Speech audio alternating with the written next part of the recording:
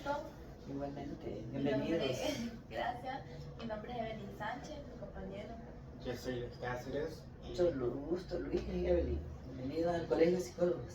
Muchas gracias. Para nosotros es un honor estar aquí, presente con usted, para poder alimentarnos de mucha información y conocimiento de su parte. Nosotros venimos de la Universidad de Ceutec por fines académicos para poder desarrollar una entrevista a usted. Siempre es bueno colaborarle, ¿verdad? Viniendo de las aulas, pues seguimos enseñando. Bienvenido, como les dije, ¿verdad? Bueno, y si nos pudiera hablar un Una poquito mini de usted, descripción de usted y sus su nombre, estudios académicos. Mayorga, ¿quién es? Bueno, ya un poco así les cuento rápidamente. Yo estoy enamorada de mis cosas de educación desde los 14 años. Decidí que iba a ser psicóloga por un modelo que yo tuve, ¿verdad? Una de mis catedráticas amadas. Tenía 14 años y decidí que a esa edad me iba a graduar en la secundaria y luego iba a ir a la universidad a estudiar psicología. Me llevó muy poco tiempo.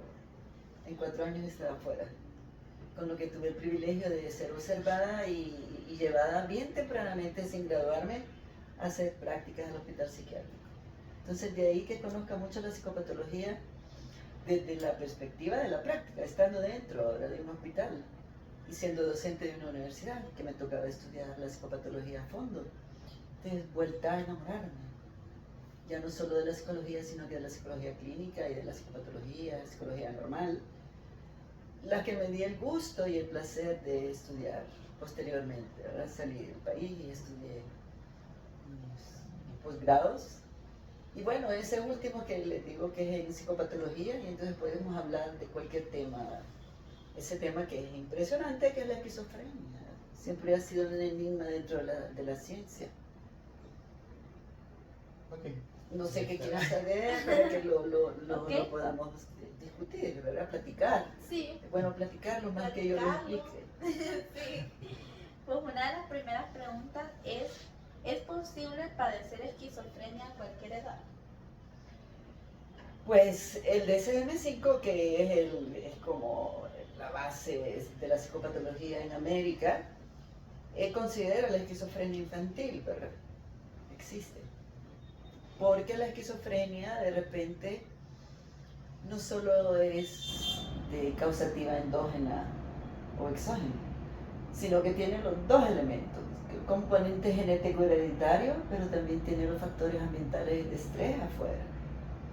Entonces sí, el planteamiento teórico universal es que sí puede haber esquizofrenia infantil. No del nacimiento, ¿verdad? Pero sí de repente los niños que nacen en severas condiciones de riesgo. ¿Cómo que pueden ser esos riesgos? ¿Qué te parece el abandono? ¿Cuántos niños quedan en la calle, en las iglesias, en las casas? Porque no tenemos, por ejemplo, idea de los niños que son abandonados en Honduras. Eso sí no lo platica nadie. Sí. Pero ¿cuántos niños hay a nivel de adopción? Entonces, si estos niños ya vienen con una carga genética de algún problema mental, más toda esta vivencia existencial negativa de no ser de nadie, ya predispone la psicopatología mental. Entonces, dependiendo de una cuestión genética, también puede aparecer una psicosis esquizofrénica, que es una de las que es más enigmática, pero hay otro tipo de psicosis. La manía, la depresión, la psicosis por adicción a la droga, o sea que hay una variedad de psicopatología que es un conjunto mezclado de cosas endógenas, biológicas, pero que son exacerbadas por todo lo que está alrededor. Hay una fórmula, se llama estímulo, organismo, respuesta, que hay en el entorno que nosotros recibimos como seres biológicos, ¿verdad? Si es bueno, positivo, o es malo o negativo, si queremos clasificar así, para nosotros. ¿Cuáles son las vivencias que más experimentamos? Hay un montón que están deprivados. La deprivación en cualquier sentido en la infancia es terrible. Te puede mover cualquier tipo de patología. Los niños que están en adopción, muchos de ellos serán deprimidos para siempre porque no tienen una identidad biológica. Y siempre la idea de que en el mundo, en el imaginario, en la fantasía, ¿quiénes fueron mis padres? Hay unos que imaginan padres fabulosos, pero no es así, si no te buscaron y te dejaron. Pero la mente del abandonado, de todos estos hijos del sufrimiento, bien difícil de corregir la percepción del dolor que los persigue en la infancia. ¿Se imaginan cómo es tener una familia? ¿O cómo es tener el amor? Es un anhelo, se vuelve un anhelo que no se puede cumplir porque hay algunos que sí, yo que trabajé en adopción bastante tiempo, hay algunos que no sabemos de dónde vienen, que los dejaron en la puerta de la iglesia. Los encontraron, miren, yo vi un caso en donde encontraron la criatura en un hormiguero, en un basurero y había hormigas. Esa criatura tuvimos que ingresarlo un año en un hospital para poderlo reanimar y revivir porque quedó marcado para siempre. Sí. Las hormigas lo dejaron con muchas enfermedades, ¿verdad? Que para adultos no. Su sexualidad, por ejemplo.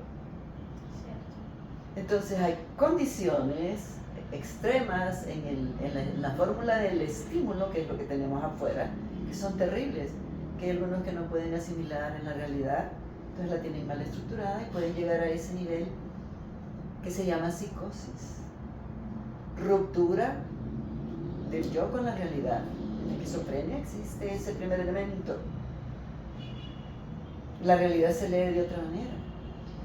Y de remate se conjugan ahí los delirios del pensamiento, ¿verdad? El pensamiento delirante y las alucinaciones, que es percepción en ausencia de objeto. La alucinación no hay nada afuera, pero el cerebro está tan trastocado, ¿verdad? Entonces, Porque podemos hablar de eso, ¿verdad? Hay una condición endógena. Entendemos lo endógeno como lo hereditario, biológico, neural en el cerebro, que lo traemos por genética de ambos lados, de los dos árboles, padre-madre. Pero también está todo ese otro factor externo, que si se suman, nos llevan a la enfermedad.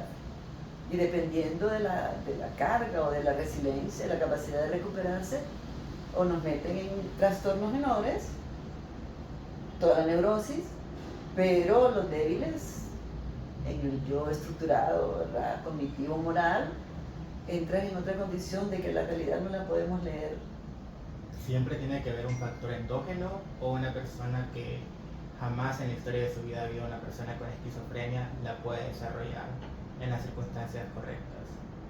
Tenemos una polémica, hay algún porcentaje de algunos de los psicopatólogos que asumen que es enteramente endógeno, que tienes que traer el gen. Pero algunos de nosotros hemos observado que el uso de sustancias, como si son psicodélicas en muchos casos, pueden generar psicosis esquizofrénica por abuso de sustancias. Yo lo he visto en la combinación alcohol-cocaína. Alcohol-cocaína y nosotros tenemos psicóticos en el hospital y sus síntomas entran dentro de las tres categorías que les mencioné. Esos tres elementos son los que nos dicen a nosotros que persona está psicótica. Alteración de la conciencia, pérdida del sentido de realidad, alteraciones en la percepción porque tienen alucinaciones y alteraciones en el pensamiento porque tienen delirios. Esos tres elementos son los de la psicosis. Ahora la esquizofrenia tiene otros elementos porque también viene el deterioro cognitivo y la desorganización de los hábitos de la personalidad. ¿Usted considera que la esquizofrenia es una enfermedad hereditaria? Pero así como usted lo decía, que tal vez un niño abandonado, pero ¿qué tal si un niño que viene de una familia y viene de un ámbito como... No, y que esos también los hemos visto, puede llegar a los tener? que son estrictamente por cuestiones endógenas. También se puede Los que, ver. por ejemplo, derivan de un padre y una madre que tienen características neuróticas limítrofes de la personalidad, porque puede genéticamente venir una criatura ya marcada y que va a tener un trastorno X o Y, porque los dos padres de repente tenían características. Entonces, vamos a ir con la otra. Hay otras enfermedades en las que puede haber delirios y alucinaciones. Por supuesto. ¿Sí? Dentro de la psicopatología hay dos grandes núcleos de agrupación. Una son las neurosis, la famosa es esa, para que todos los que llegan por aquí probablemente tengan alguna pequeña neurosis. Y el otro gran grupo son las psicosis, dentro de las cuales está la esquizofrenia. Todas las psicosis tienen esas tres características que hablábamos. Pérdida de realidad, el yo no sabe leer la realidad externa, ha perdido esa capacidad. Hay alteraciones en la percepción, puede ser auditiva, visual, táctil, porque tienen alucinaciones. La esquizofrenia, por ejemplo, tiene alucinaciones auditivas y visuales. Y el otro tercer elemento de la psicosis son los delirios, que el delirio está considerado como un trastorno del pensamiento. El esquizofrénico tiene varios trastornos del pensamiento delirante. Puede ser paranoideo, puede ser de magnificencia, de yo sé todo. Megalomanía se llama, el elemento ese, ¿verdad? En donde esa fase sintomática delirante, el cerebro está como súper dopamínico y aquel piensa que puede todo. En ese hospital donde yo les digo que estuve un tiempo, uno de nuestros pacientes esquizofrénicos que creía que podía volar. Había que andarlo cuidando todo el tiempo. Y escucha que una vez se nos subió al techo. El miedo terrible de que se lanzara desde allá y, ¿verdad? Hasta ahí llegó el delirio, pero hasta ahí llegan los síntomas, pierdes todo el control de tu ego. Sí, porque fíjese que este familiar que yo le cuento, él se creía un personaje. Existen también lo que se cree entre las mujeres, la Virgen, entre los hombres Jesucristo. Yo me encontré hasta un Leonardo Calleja, que creo que fue un expresidente de hace algún tiempo, y el paciente decía que él era Calleja, ¿verdad? Un muchacho como de 20 y pico de años, en su delirio despersonalizado total. Bien pobre más. Sí, porque sí, podía parecer, ¿verdad? Lo que les decía, hay un poco de controversia en pensar si desde la infancia podría aparecer una esquizofrenia, pero no está tan desarrollado en la infancia como para llegar a ese camino. Bueno, que hay cada estudio, ¿verdad? Una de las propuestas es que no hay que dejar que la esquizofrenia avance. Y eso significa, en términos clínicos, psicopatológicos, que no hay que dejar que pasen 3 crisis graves en la vida del paciente que tiene esquizofrenia. 3 crisis graves serían que todos estos síntomas aparezcan, reaparezcan, y entonces se vuelve crónico. En la actualidad la esquizofrenia la tenemos controlada con psicofármacos antipsicóticos. Entonces, si desde una edad temprana es diagnosticado con esquizofrenia, pero no tan avanzada, desde joven o pequeño, va a usar fármacos para toda su vida. Es lo más probable, pero no lo veamos dramático, ¿verdad? Yo te digo, las personas que tienen SIDA tienen que tomar fármacos lo que dure su vida. Algunos que tienen epilepsia, igual, ¿no? Tienen que tomar los fármacos. Los que padecen de la tiroides, los que padecen de azúcar. Entonces no debemos ver eso como un estigma. Que la gente dice, ay, que los fármacos, que yo no quiero tomar pastillas. Pero si es que la medicina y toda la ciencia han avanzado justamente para evitar lo que hacíamos anteriormente. No entender absolutamente nada de las enfermedades. Muchos esquizofrénicos los quemaron vivos en los siglos anteriores, quemados en la hoguera, acusados de brujería, porque probablemente tenían delirios de grandeza. Juana la loca de allá, la que tenía delirio, ¿verdad? Pero tenía unas intuiciones con la guerra y las armas que le sirvió a aquellos para ganar una guerra, que decía que miraba cosas. No, y eso aquí, no delirante. Aquí en Honduras hay un porcentaje de personas que con delirio, porque yo he visto. Lo que pasa es que el delirio no solo los esquizofrénicos lo tienen. ¿Te imaginas una psicosis alcohólica? Hay gente que toma guaro. Y eso a veces lo hace entrar en estados psicóticos temporales. Hay un delirio alcohólico. ¿Sí? Creo que hay una Ustedes droga también también. niños para haber visto muchas cosas.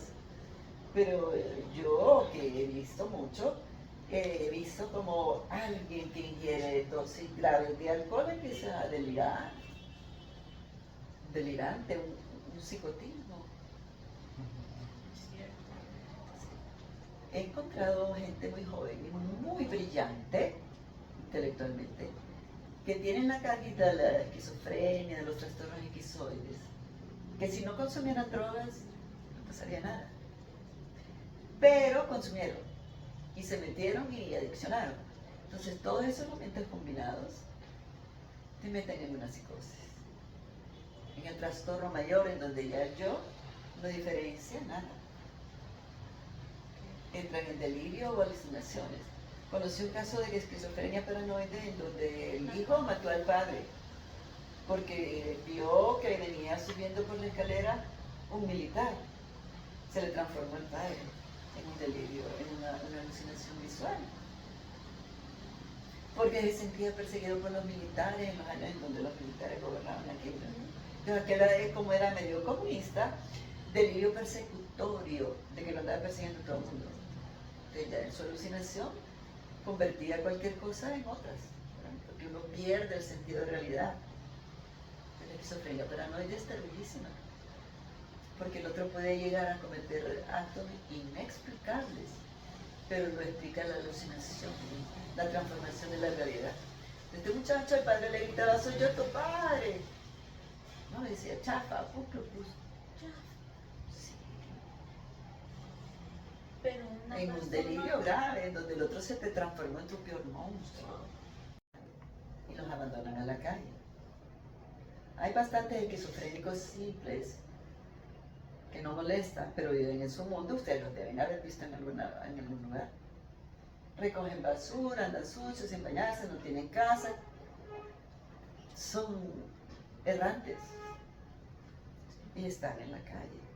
Cuando tienen su crisis se vuelven agresivos. En Honduras la cultura de nuestros pacientes de trastorno mental, bueno, si la salud física, todas esas otras enfermedades del cuerpo están muy desatendidas, para que te cuento de las enfermedades mentales. Muy desatendidas, y no hay medicamentos para los psicóticos a veces. Sí, porque yo me he fijado que la salud mental aquí en Honduras no la valoran muchas personas. Y más si es diagnosticado con una enfermedad, a veces ni creen. No, porque tenemos pensamiento mítico. En la estructura cognitiva de los hondureños hay mucho pensamiento mítico. Hay unos que le van, y no es que yo esté criticando nada, ¿verdad? Pero, por ejemplo, ir hincado de la puerta de la iglesia hasta el altar no te va a cambiar ninguna cosa. ¿Sí? Sí. Pero hay algunos que creen en los milagros. Aquí no se dan los milagros, porque el cuerpo es el cuerpo y la mente es la mente. Y cuando necesita ayuda, es la ayuda científica la que hay que buscar. Lo que tú me decías hace un tiempito. ¿Cuántos no recurren a la brujería para curar a los pacientes de nosotros? Es que le hicieron brujería, fíjense. Le fumaron el puro. La novia, yo conocí un caso de esquizofrenia, que la novia no sé qué le hizo, que le amarró no sé cuánto, en el pensamiento mítico de la brujería, de todo lo que es distorsión cognitiva y que creemos que es real, y son distorsiones míticas, fábulas a veces, ¿verdad? Yo he conocido gente que cree que la sucia y esto y los duendes y el mismo cacho que ellos dicen no existe en la realidad. Pero claro, en el mundo de la fantasía y de la mente es posible todo. Sí, hasta en las noticias se ven ese tipo de cosas. Y a veces causa como risa, porque uno dice cómo puede haber personas que creen que eso existe. Y fíjate que he estudiado en universitarios y no se les quita Sí. el mito de la cabeza. Los mismos periodistas a veces. De ellos ni hablemos, porque yo los tengo con cero. Yo cerraría la carrera de periodismo del autónomo. Son muy perjudiciales ellos. Yo conocí un caso de una persona de unos 24 años quizás, que estuvo teniendo un periodo de psicosis y estaba en una familia muy creyente de la brujería. La solución de la familia fue aislarlo y darle, no les llaman pócimas, pero como soluciones, curas.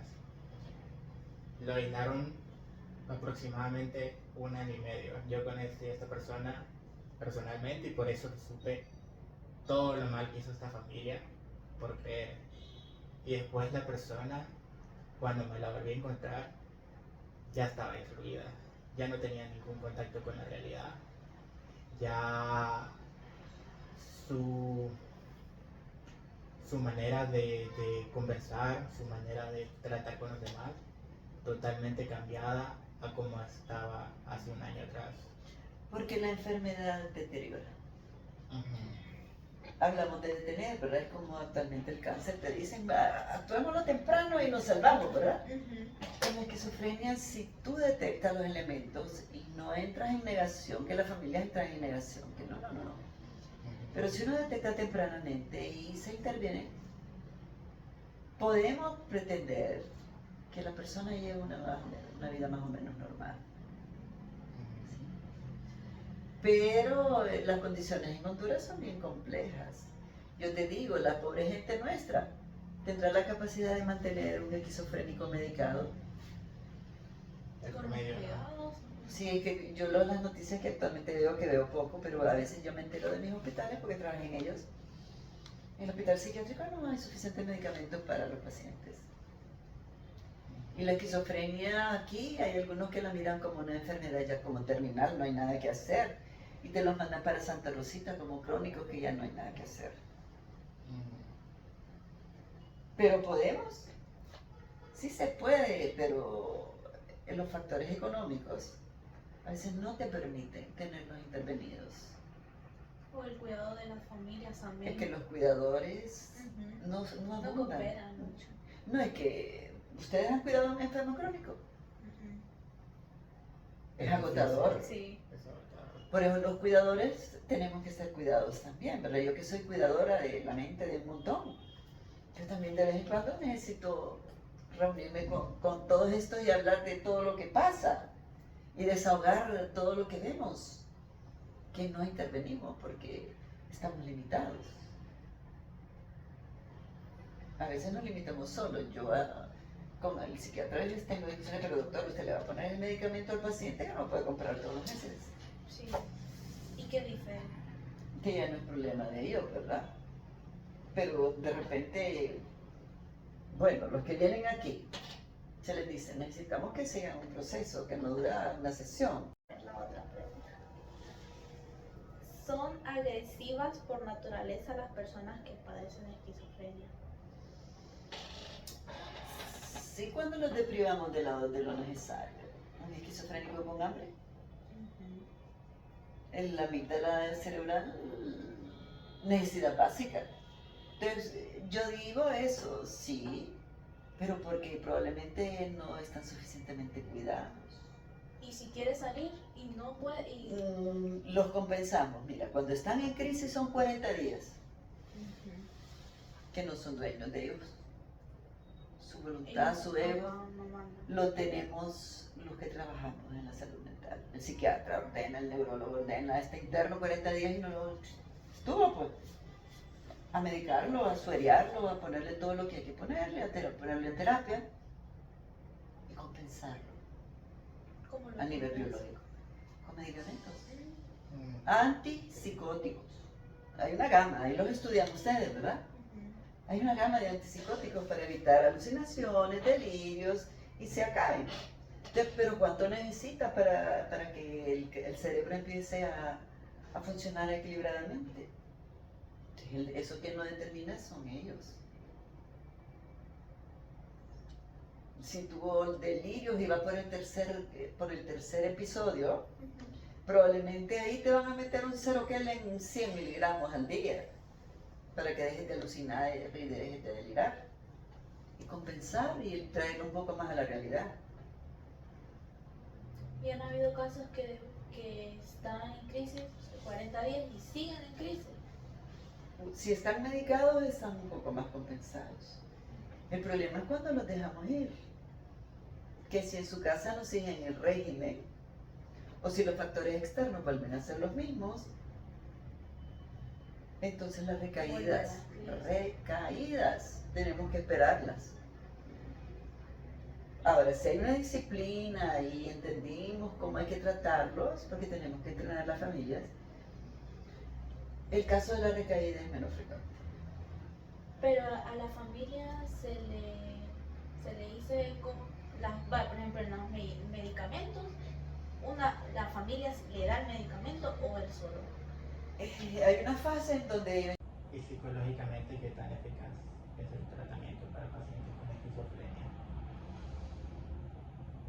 Es que no pueden estar sin entrenamiento psicológico, porque entonces la familia no sabe cómo manejarlos, hay que enseñar hábitos disciplínicos en cuanto a la toma de los medicamentos,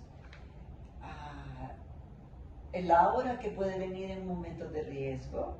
La psicoeducación en este caso es básica para poderlo manejar, porque también hay una aura pre-crisis.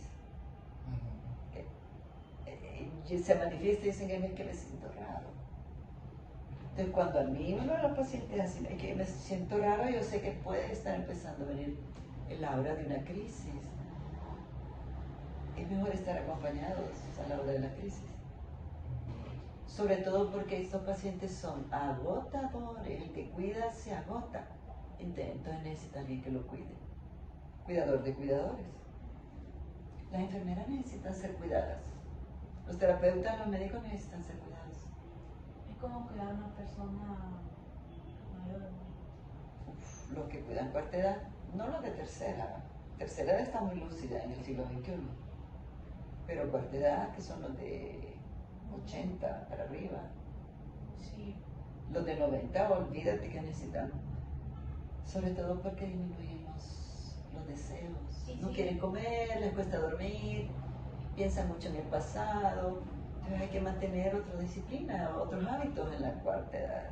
Sí, eso que se dice es cierto, porque mi mamá cuando cuidaba a mi abuela, mi mamá caminaba más Se agotada agota. que... Por eso existe el término de cuidador de cuidadores. No sabía que existía.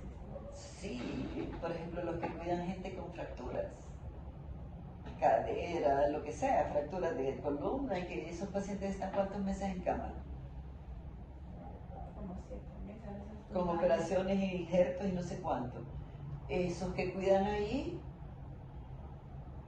mi respeto, mi sombrero, porque es vocación y es amor puro. Es vocación y amor puro. Pero hay que cuidarlos, considerarlos. Y muchas veces hasta lo hacen con tanto amor. Sí, yo los conozco porque yo tuve fracturada a mi madre y yo contraté una enfermera profesional para ella. Con conocimientos incluso de psicología, la mujer, ¿verdad? Para que fuera su compañía en la recuperación de una cosa que te dura meses. Entonces, el personal de enfermería necesita vacaciones no de un mes, 2 vacaciones al año. Los médicos. Los médicos, los terapeutas, los que trabajan en clínica, con una enfermedad cualquiera, hay que cuidarlos. Y para los familiares, ¿cómo se aborda el tema de la esquizofrenia, la familia del paciente? Tú tienes que psicoeducar en cuanto a todo lo que significa la enfermedad, explicarla. Desde lo que son los síntomas para saber leerlos, para la crisis, a lo que es saber del tratamiento y cómo manejarlos, y cómo cuidarse uno de ellos, de los pacientes, ¿verdad? Porque cuando ellos a veces tienen alucinaciones, pueden incluso agredirlo a uno. Yo nunca fui agredida en el hospital, pero sí vi agresión a otras enfermeras, a unas practicantes. Las confundió con alguien, la paciente, y la agarró por el pelo. En la percepción de la alucinación, ¿verdad? La confundió con quién. Que uno de esos pacientes mienta, como que ya se dé cuenta, o vea que tiene una enfermedad y ya no lo dejan salir. Pero, bueno, ¿ustedes qué tanto saben de las otras cosas? Existen los síndromes fácticos. ¿Sí los han oído mencionar? Sí. Los de la ficción, que fingen, los fingimientos, trastornos fácticos se llaman, o de fingimiento. o ven que ya están bien, que ya no tienen nada. También existen esos, para liberarse y irse, volverse a ir. Ajá. Hay todo tipo de pacientes. Yo conocí una anciana que muy mal enferma de su diabetes, que no podía seguir en su ritmo de... En la noche cuando se dormía, no quería salir al casino. Es que El chofer. yo lo miraba en mi abuela, que ella todo el día pasaba enferma, que no se podía mover, no podía levantarse. Y ya cuando ya miraba que no estaba mi mamá, ella estaba bien. Se sentaba Porque te conmigo. lo van a fingir porque necesitan atención y cuidado. Que no sueltan, y fingen. Me duele la cabeza, me duele qué. Yo tengo un amigo que es médico y su mamá está grande. Tiene que atender sus cosas. Entonces ella lo llama que me duele aquí, que me... Entonces le lleva su pastillita, pero de azúcar. Es un placebo. Ya a las horas ella vuelve, es que... Y él ya sabe que lo que ella necesita es llamar la atención. Va que ya las personas... Hay un síndrome de Munchausen. Ustedes están estudiando psicología. La psicopatología es una divinidad. Hay un síndrome de Munchausen. Yo conocí uno, porque esos síndromes a veces no son tan fáciles de encontrar. Común. Pero yo encontré uno en el hospital. Ahí tenía los 3 tiempos de comida, tenía una cama, atención, la enfermera platicaba con todo el mundo. Cuando le dieron el alta no quería ir al hospital, porque en su casa no había nada de eso. Este hombre lo que hizo fue irse a lesionar la herida con la que salió, con una aguja esterilizada, para volver a la hospital. Y lo volvieron a recibir. Porque cuando Pero es que nosotros ya sabemos que cuando está pasando algo que no puede ser. Ajá. Si bueno, yo lo vi a ese paciente. Cuando yo vi que iba cicatrizada la herida porque había tenido un problema de rodilla. Operado, ¿qué? Pero el paciente por ese problema intentó suicidarse. Ustedes entenderán de la fragilidad, ¿verdad? Estoy curado y todo, pero él como lo atendían y le daban todo de comer y lo bañaban, oye, cuando le dieron alta él ya no quiso estar fuera. Con una aguja esterilizada y volvió a romper la herida. Volvió al mes al hospital, ya con ciertas infecciones. A la tercera lo mandaron a investigar en el puente Mayol. Ahí se ponía él con la herida abierta, pedía dinero y ya cuando se sentía mal se iba por el hospital. Imagínate la necesidad de cuidado y de cariño que tienen estos, que se lastiman para que llamen la atención. Entonces están enfermos. La atención que tienen. Y la generación de los millennials tiene nuevos trastornos que hay que estudiar. Todo avanzando, la verdad. Y eso de llamar la atención, la verdad yo últimamente lo veo bastante. Porque si se fijan, los hijos no es que son abandonados por los padres porque tal vez ellos están interesados más en los trabajos. Es que en de su privación vida. afectiva emocional, del cuidado, de la atención, ellos no lo sustituyen a nadie. Porque uno Le puede dar todo lo material, pero si eso no lo tienen, es como que no tengan nada. sí, van a estar deprivados de lo más esencial, que es el haberse sentido apreciados, queridos, aceptados, mimados. Entonces hay que entender, mientras uno no se calma y no ha vivido lo que uno quiere aventurar, no hay que tener niños. Es cierto. Porque los hijos implican esa entrega a otro. No hay seres a los que hay que entregarse más que a los hijos.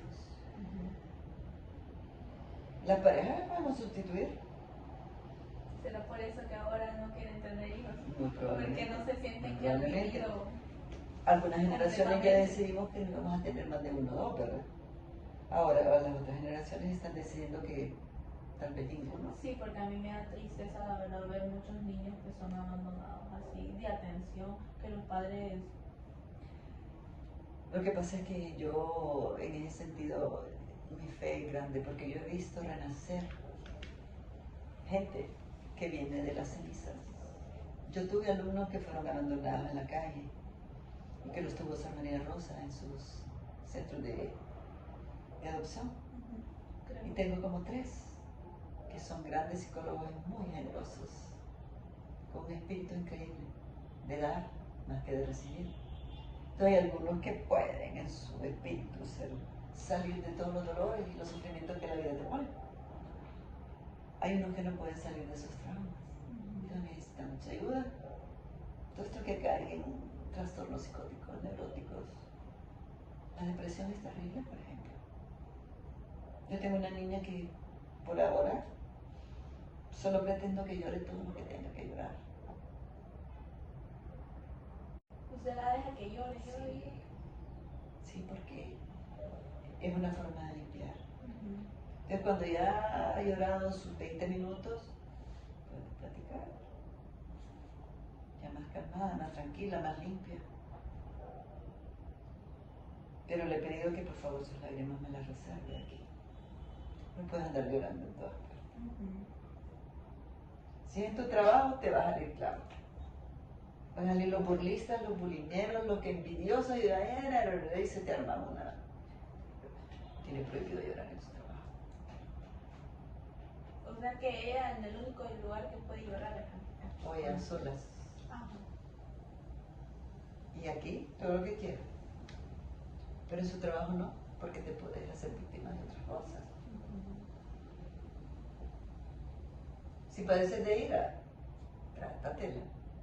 Pero no vayas a los espacios en donde te corresponde dar a sacarte la ira porque te va a ir muy mal. ¿Sí? Sí. Hay que curarlo. Mi mamá dice que son los defectos, pero... O a veces es nuestra personalidad. Sí, pero tenemos que observarnos para controlar el ego. Porque el ego es fácil de que se vaya. En la idolatría, cuando te hacen, ay, la reverencia. No te quiero hablar de los que están esperando la presidencia. Sí. Se desapegó de la realidad.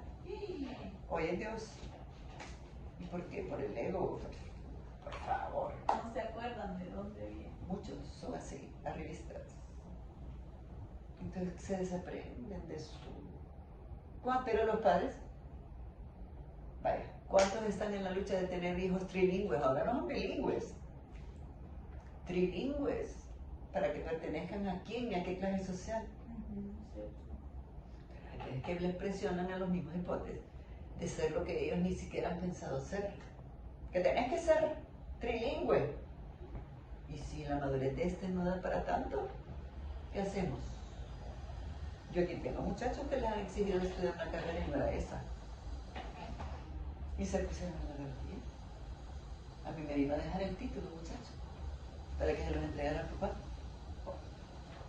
Mire, me dice, se lo entrega a mi papá y cuando venga con mi mami la próxima vez, ya le cumplí el sueño. Se fue. Sí, porque no los puedes tener forzados a hacer lo que no son. Y solo para permanecer en nosotros. Bueno, él lo complació, él tiene su título y se los dejó y entonces cumplió lo que quería, embarcarse. Es que no puedes renunciar a tus sueños. Sí. Déjalos volar.